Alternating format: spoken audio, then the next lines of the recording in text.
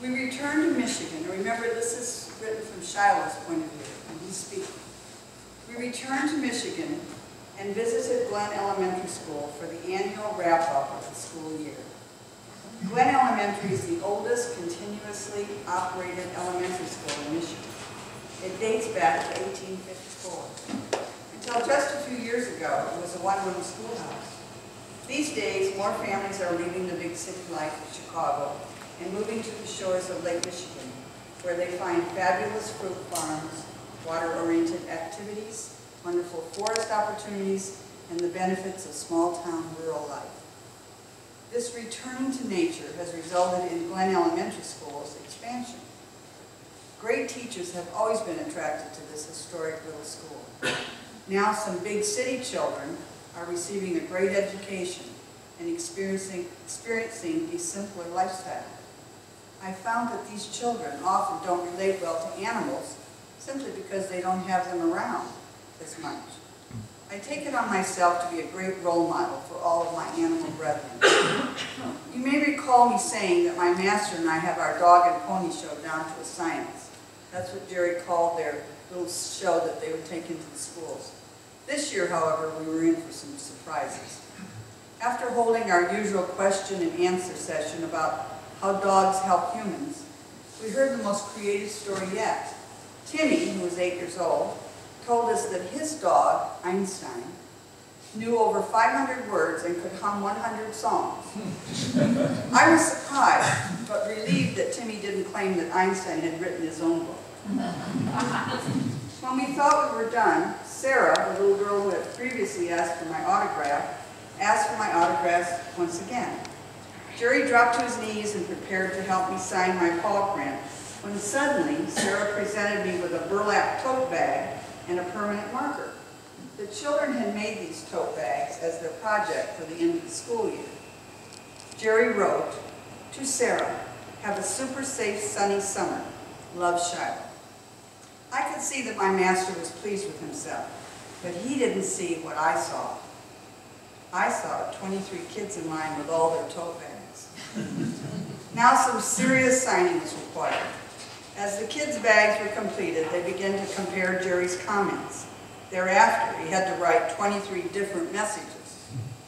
When Jerry was finished, the teacher had to help him get to his feet. He looked around for his nemesis, Sarah, our nemesis, Sarah, but she was long gone. And so another adventure with the Glen School children ended. I never get bored around those kids. They always come up with new and fresh ideas.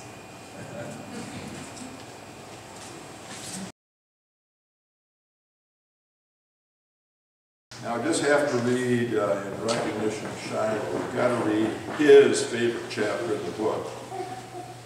And this one I always wondered about, but he insisted to go in there. So this is chapter 66, which is called A Talking Dog.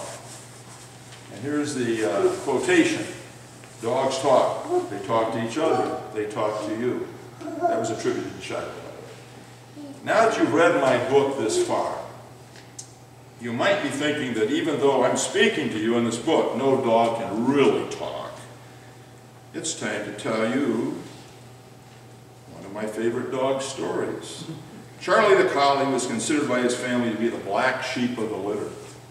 He was eventually banished to the farm, to live on a farm, far from the city life he'd grown to love. One day the farmer at his new home had enough and put a sign in the yard that said, "Talking collie dog for sale, $10. A passerby stopped his car and inquired about the $10 dog.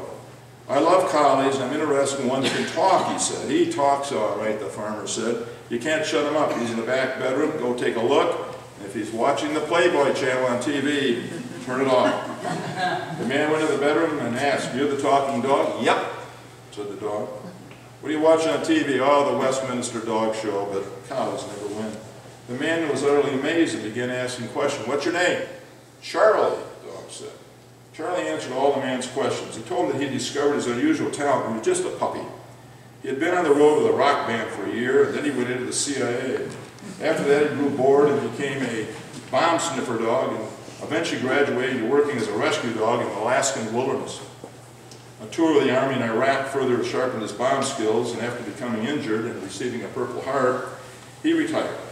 But when the Transportation Security Authority, the TSA, needed help with identifying terrorists, he returned to active duty until he over-sniffed a female passenger and was placed on leave without pay.